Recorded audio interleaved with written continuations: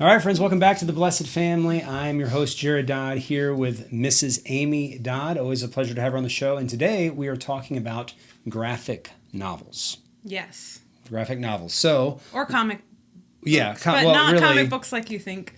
Yeah, well, that's why they're called graphic novels, because people didn't want them to be confused with just everyday Garfield? comic books. Exactly. Okay. Even though that might have a little bit of a place in a kingdom family. So let's start right off with the question. Mrs. Dodd will give us the answer. Why are graphic novels? Actually, let's give you an example of what we're talking about with a graphic novel. So this is the book The Iliad, written by Homer, but it's done in comic book form. But it's not just a little. I mean, it has a whole lot of writing in it. So you're not just looking at pictures with a little bit of script.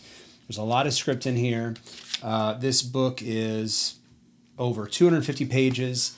And so, in essence, it's the Iliad, but it's kind of like a visual book. So if you're listening, maybe check out the YouTube channel, and then you can actually see what these books look like. Yeah, this is by Gareth Hines, The Iliad, The Odyssey. We'll talk about those in a bit. So what is the advantage for families out there, for moms especially, well, and dads, that was a little stereotypical, but moms and dads looking for resources? Why are graphic novels a good thing? Okay, I think it's multiple fold. It's not just, I couldn't just pinpoint one thing. Hit us. But maybe the first thing is if you have a kid who doesn't maybe love reading as much. So we had kids that love reading so much that they would read anything on our bookshelf. Yep. I wish you could see our bookshelf right now. How many books do we have on our bookshelf? A few thousand. Multiple thousand books. Yeah. But then we had kids who knew how to read, but they just weren't really interested in it. And giving them certain graphic novels was kind of exciting for them. They're more maybe visual learners or whatnot. And so that would be first fold, I guess, is getting our more reluctant readers more excited about reading. And then the other one would be is maybe if you don't have necessarily a great reader, it might help them read better because it's not so intimidating because there's not so many words on a page. Another one would be it gives them little blips of background knowledge. So let's see here. Let me look through our stack and see what I have.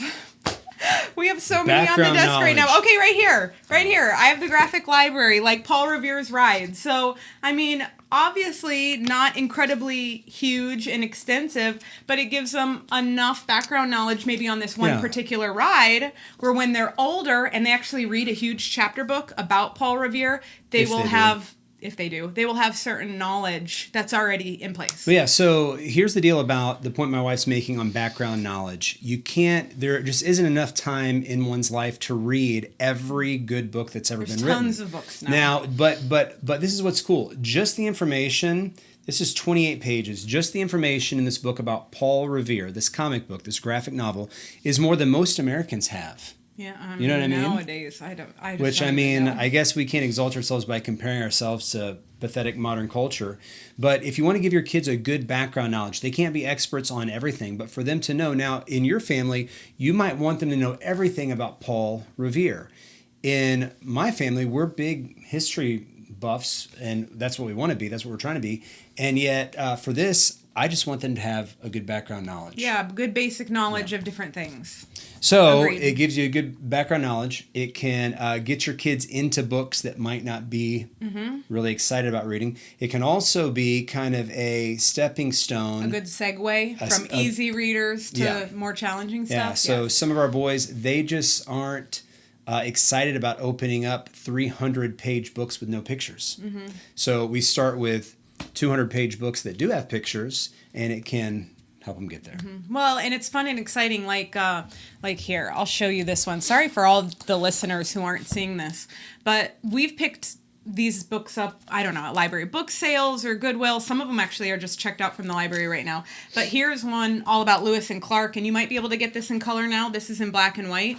But so it's all about Lewis and Clark's journey. And even Ivy, when I was picking the books off the bookshelf today, Ivy saw that and she's like, oh, I really want to read that. And sometimes what it'll do is they'll read this and they'll want to know even more, and it'll excite them to actually read a chapter book that, doesn't have any pictures. So this is by Nick Bertozzi. Bertozzi. Yeah. So Lewis and Clark. But should we go through the Well, different ones we first, recommend? let's answer the opposition, because some people would say Dodds are not smart in this. Maybe not necessarily in regards to like the different kind of comic books, but at least in The classics. In abridged literature, our oldest is just about to turn 18, and he's been reading ever since he was 4, and he was one of our biggest readers. Yeah. Him and Isaiah. I mean, Isaiah's probably read almost every single book on our 4,000 book bookshelf.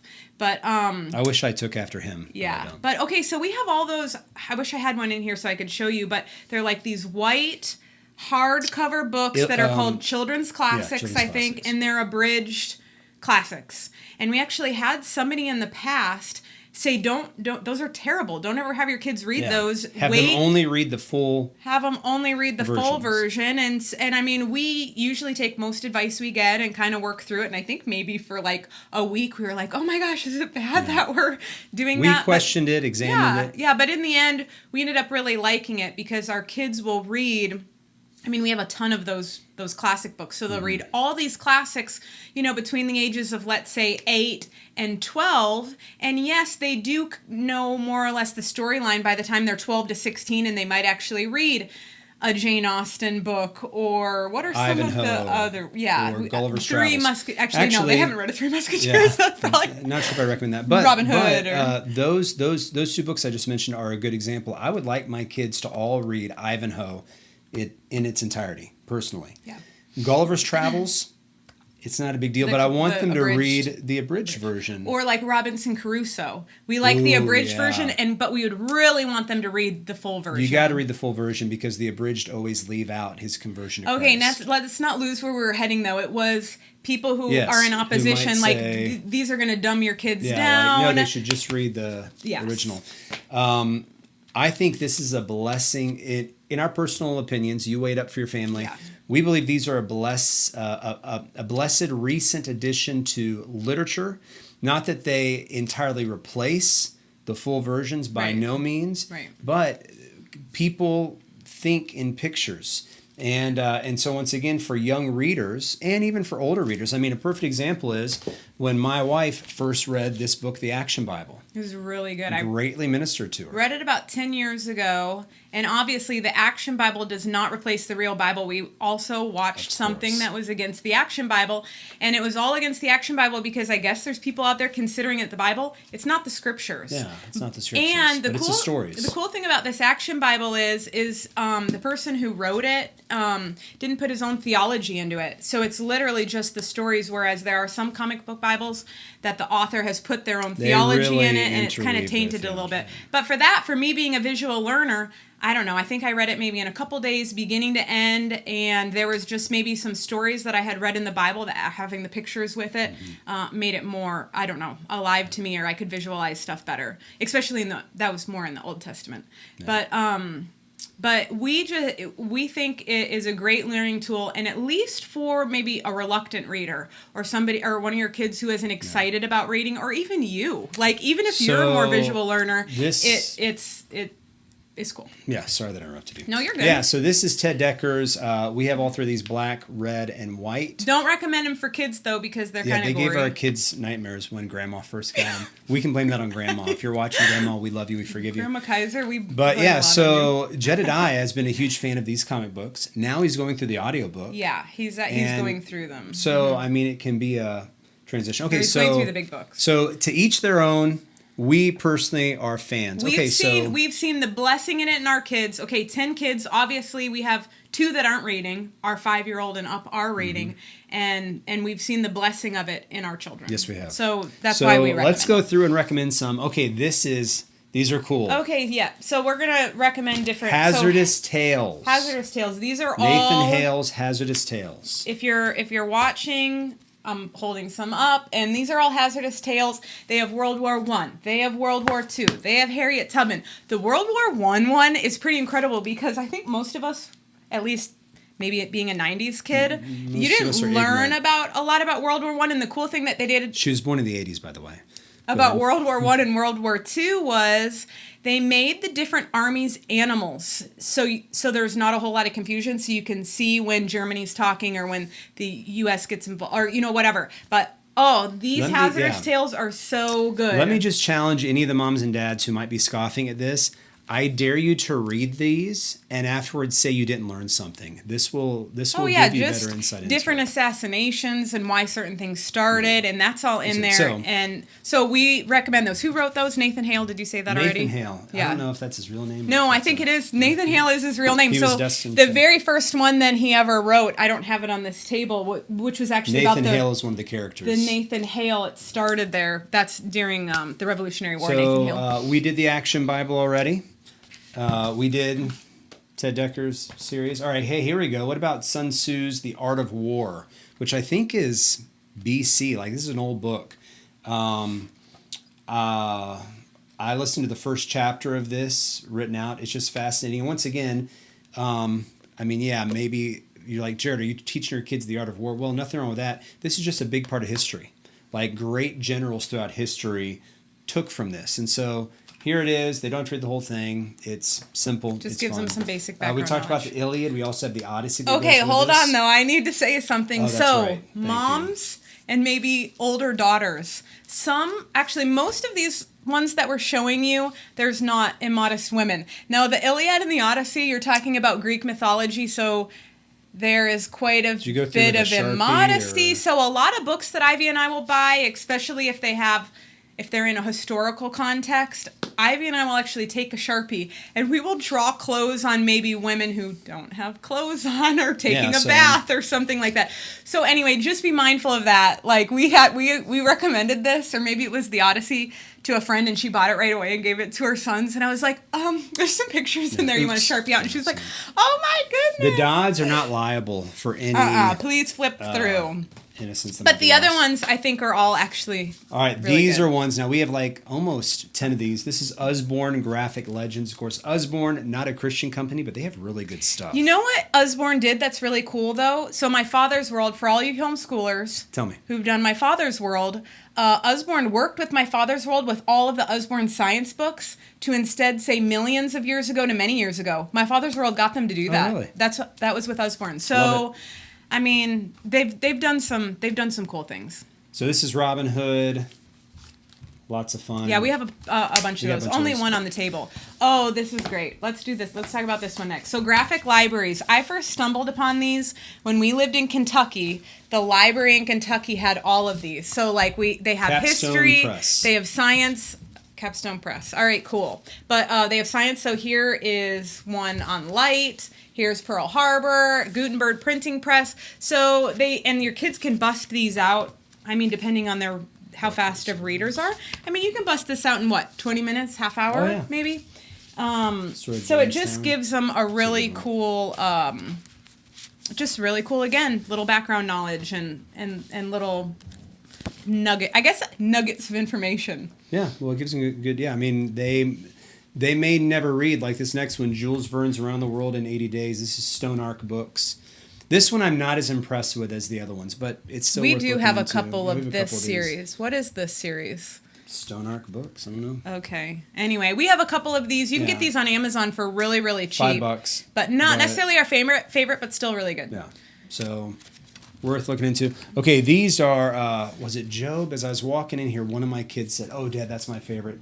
These are the I Survived books. Do you know how many of these there are? This is from Scholastic.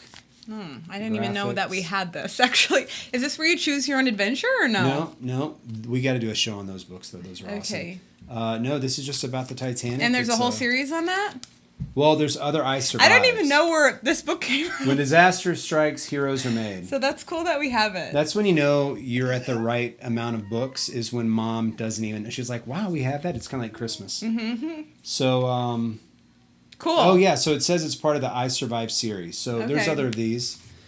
Okay, so some books that we find like in random places. Like, for instance, we love library book sales, we love thrifting, and years ago, I'd say almost 15 years ago, I found these really old. Oh, here, let's see how old it is, because they seriously look like they were made in here.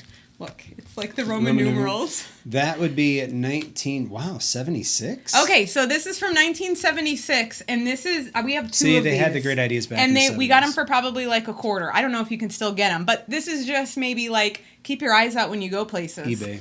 But I don't know how many times my kids have read these, and we have two of them, and they're about the presidents. This one's about Thomas Jefferson, and like I said earlier, we found the Lewis and Clark one at a library book sale. This one is called Biblical Economics and Comics. So here's another thing you can keep in mind. Want to teach your kid about economics, don't really know how to do it. Economics encompasses a whole ton of stuff. So this is a comic book that we found. I can't remember who had recommended it. This book is incredible. The font's small, but it's with mice, and they teach you all kinds of stuff. Now, the only unfortunate thing about this is if you look this up on Amazon, I've bought 3 of these over the years. They fall apart. They aren't Literally within a couple weeks, the inserts fall out. I don't know if the bind is better now. I just stopped buying them. I thought 3 would be, I don't know, third time's a charm. Third time's a charm, but it didn't work. But especially our oldest, who is into economics and ended up reading like some Milton Friedman and stuff, I would say this was kind of this got him started into liking economics. So that's a perfect case in point for what we were saying earlier. He read this, which I really want to plug this. Hey, moms and dads, you will learn a lot you did not know about economics if you read this. Tuttle Twins. Oh, would the Tuttle Twins count? Well, the children's Tuttle Twins aren't comics. Yeah, that's true. But they're still good. But so our son Jared, he got into this, loved it, and ended up reading multiple Milton Friedman books. Which, you know what I mean? And if I would have just handed him the is. Milton Friedman book, he might not have read it. But this gave him... Created him a love for economics. A love for economic theory. So there you go. 1, 2. Sassy. You're That's so right. sassy. So we highly recommend it for multiple reasons. So if you see them on the shelf, don't scoff and think, what can my kids learn from this? Yeah. Because it can do a whole lot. Now, just to be clear, just because something, and this should be a point that should be kind of like an obvious statement, but I just have to put out there, just because something is a graphic novel doesn't mean it's good. There are a lot of graphic novels. Especially now. Yeah, that are a bunch of evil really ones bad. are out. So be careful. So be careful. Ours are really 2 categories. Well, okay, mainly maybe 3. history is history the big one. and classics, really. Yeah. History and classics. One of the books I wanted to share is our book on Exodus. Remember the graphic novel we had just on the book of Exodus? But I couldn't find it. Okay. But so Bible, but history and classics. So if you want to give your kids a love for history, a love for classics, this might be a good idea. Just be careful. If the classics go back really far, they might not have clothes on. Yeah. So we aren't liable once again. Yeah. Anything else, Mrs. Dunn? I don't know. I hope that's helpful and that it blesses you and your kids. Yeah, resources are a huge part of the battle.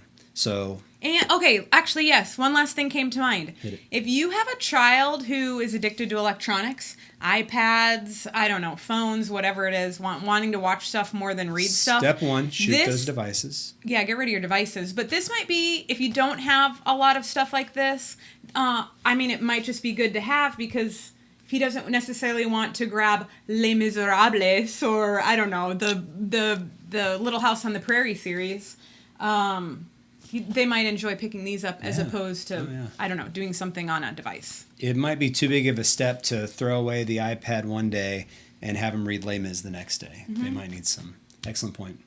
All right, friends. Well, as always, thanks for joining us. Blessings. We're praying for you and your family. We'll see you next time. Bye-bye.